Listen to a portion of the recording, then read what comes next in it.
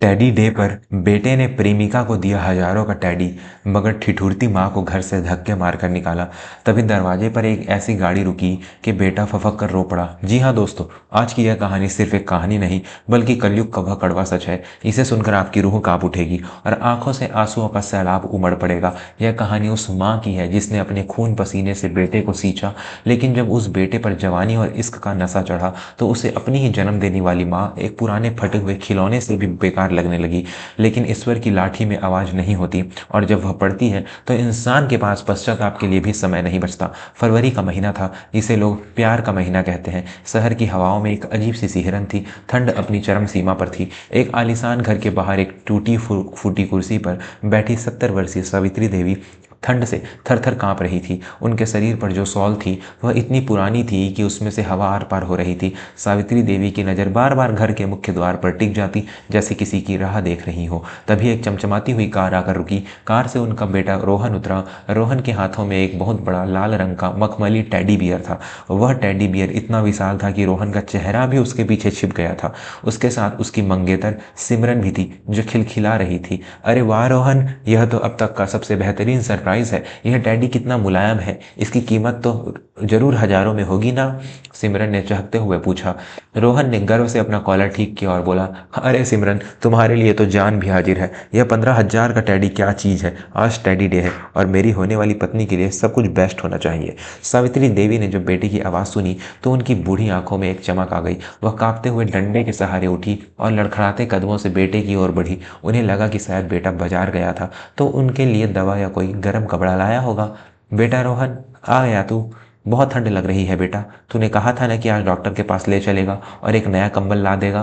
सावित्री देवी की आवाज़ में एक लाचारी थी, एक उम्मीद थी। लेकिन रोहन, जो अभी सिमरन के साथ हंस रहा था, माँ की आवाज़ सुनते ही उसका चेहरा गुस्से से लाल हो गया। उसने अपनी माँ की तरफ ऐसे देखा जैसे रास्ते के किसी भिखारी को देख रहा हो। ओ गॉड, माँ तुम फिर शुरू हो गई। देख नहीं रही हो मैं सिमरन के साथ हूँ? और यह क्या हाल बना रखा है? घर के अंदर नहीं रह सकती थी? बाहर गेट पर बैठकर तमाशा करना जरूरी है क्या?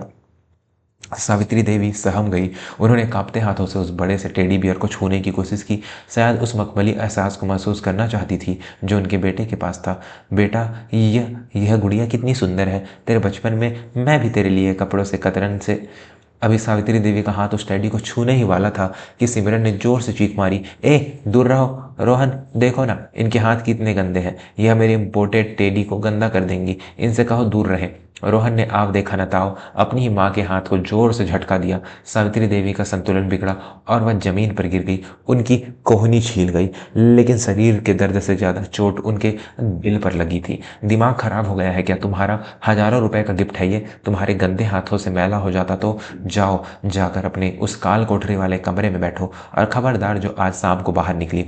सिमरन के दोस्त आने वाले हैं पार्टी के लिए, मुझे अपनी बेइज्जती नहीं करानी। सावित्री देवी की आंखों से आंसू बहने लगे, लेकिन उन्होंने कुछ नहीं कहा।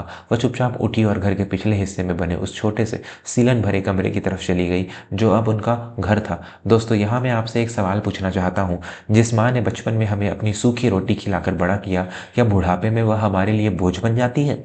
अगर आप मानते हैं कि माता पिता का स्थान भगवान से भी ऊपर है और ऐसे नालायक बेटों को सजा मिलनी चाहिए, तो अभी इस वीडियो को लाइक करें और चैनल को सब्सक्राइब करें। यह सिर्फ एक बटन दबाने की बात नहीं है, यह इस बात का सबूत है कि आप संस्कारों और सच्चाई के साथ खड़े हैं। शाम हुई और घर रोशनी से जगमगा उठा। रोहन और सिमरन ने टेडी डे की शानदार पार्टी रखी थी। शहर के रईसजादे आए हुए थे।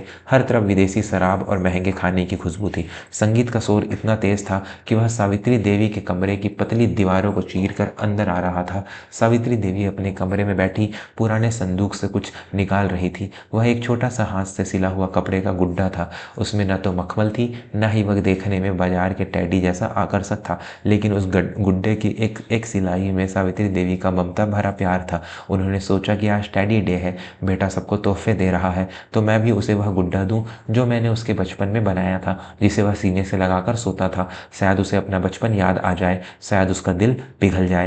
कांपते कदमों से हाथों में वह पुराना गुड्डा लिए सावित्री देवी पार्टी के बीच में पहुंच गई। संगीत के शोर में किसी का ध्यान उन पर नहीं गया, लेकिन जैसे ही वह रोहन के करीब पहुंची, सिमरन की नज़र उन पर पड़ी ओ माय गॉड रोहन, देखो तो यह बुढ़िया फिर आ गई और ये हाथ में क्या कूड़ा लेकर आई है, सिमरन ने मुंह बनाते हुए कहा।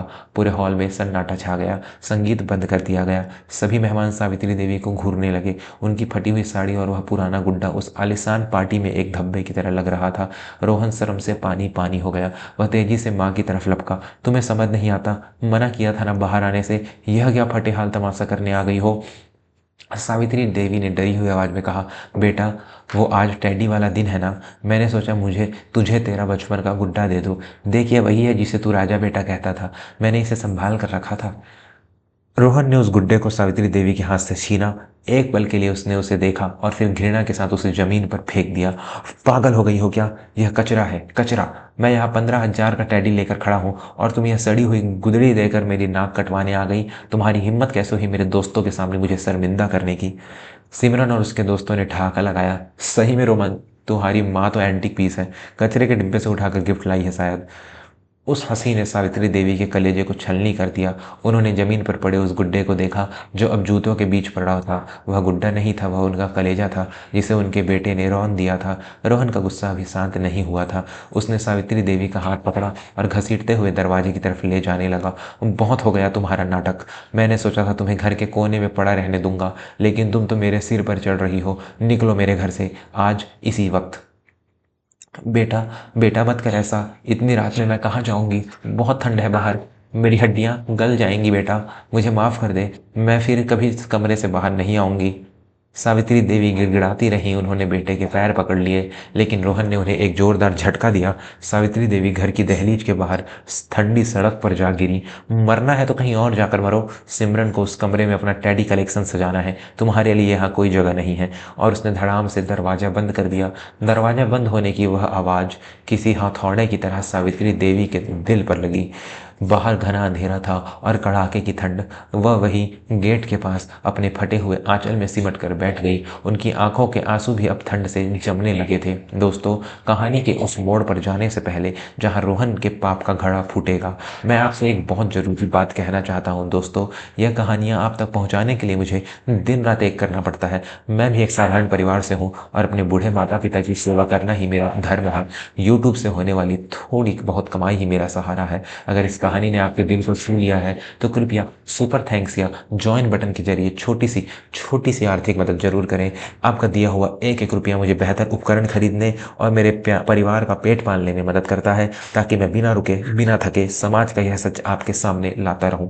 सावित्री देवी ठंड में ठिठुर रही थी। उनकी सांसें धीमी हो रही थी। उन्हें लगा कि शायद आज उनकी यह रात आखिरी रात होगी। तभी अचानक सड़क पर तेज हेडलाइट्स की रोशनी पड़ी। एक दो नहीं बल्कि 3 काली गाड़ियां रोहन के घर के सामने आकर रुकी।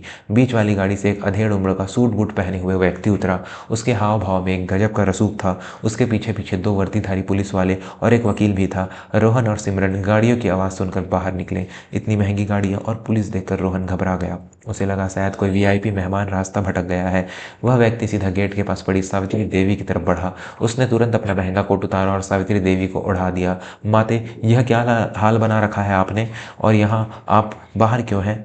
रोहन दौड़ कर आया। एक्सक्यूज़ मी सर, आप कौन हैं और आप मेरी नौकरानी, ओह सॉरी, मेरी माँ से बात क्यों कर रहे हैं। उस व्यक्ति ने पलटकर रोहन को देखा। उसकी आंखों में अंगारे थे। उसने रोहन को अनदेखा किया और सावित्री देवी के पैरों को छूकर प्रणाम किया। फिर उसने अपनी जेब से एक बहुत पुरानी फटी हुई डायरी और वही कपड़े का गुड्डा निकाला जो रोहन ने फेंक दिया था, जिसे शायद उस व्यक्ति ने आते समय गेट के पास पड़ा देख उठा लिया था। मिस्टर रोहन, वह व्यक्ति कड़कती आवाज में बोला, मेरा नाम विक्रम सिंह है। मैं देश की सबसे बड़ी हेरिटेज आर्ट गैलरी का मालिक हूँ और यह महिला जिन्हें तुम बाहर ठंड में मारने के लिए छोड़ चुके थे, यह कोई साधारण महिला नहीं है। रोहन और सिमरन हक्के बक्के रह गए। क्या मतलब। विक्रम सिंह ने उस गुड्डे को हवा में लहराया।